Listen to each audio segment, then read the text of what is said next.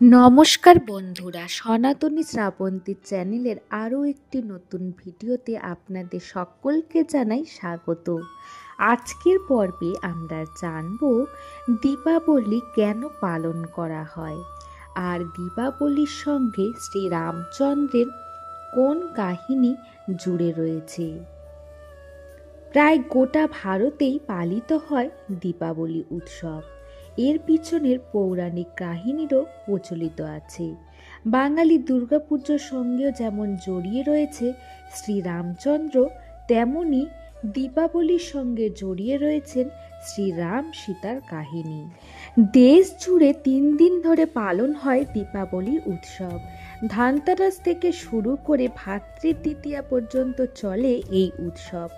আলোর উৎসব দীপাবলি হিন্দু সম্প্রদায় ছাড়াও শিখ ও জৈন ধর্মাবলম্বীরাও পালন করে থাকেন।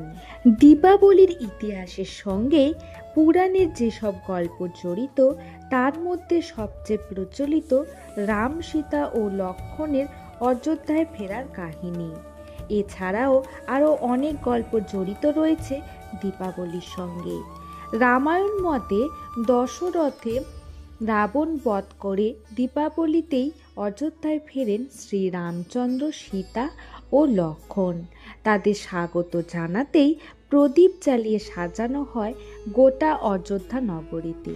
14 বছরের বনবাস কাটিয়ে রাবণ বধ করে রামের ঘরে ফেরার আলোর উৎসবে মেতে উঠেছিলেন অযোধ্যাবাসী। ত্রেতা যুগের আশ্বিন মাসের শুক্লাপক্ষের দশমী তিথিতে রাবণকে হত্যা করেছিলেন শ্রীরামচন্দ্র। এই দিনে বাঙালিরা বিজয় দশমী পালন করেন। দেশের অনেক জায়গায় দশরায় রাবণ বধ অনুষ্ঠিত হয়।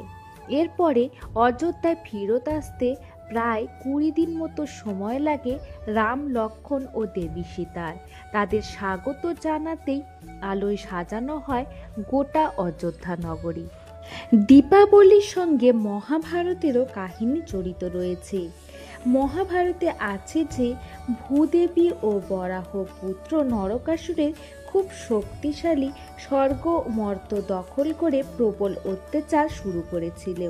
শ্রীকৃষ্ণ নরকাসুরকে বধ করে তার প্রাসাদে বন্দিনী 16,000 নারীকে উদ্ধার করেন।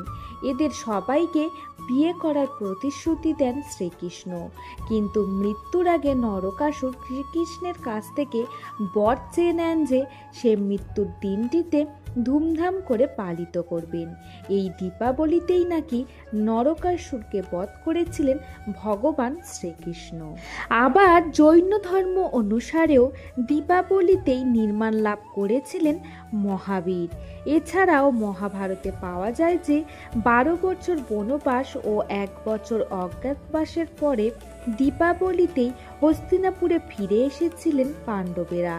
সেই জন্য আলোর উৎসবে সাজানো হয়েছিল গোটা হস্তিনাপুরকে। এইভাবে শুরু হয়েছিল দীপাবলির উৎসব।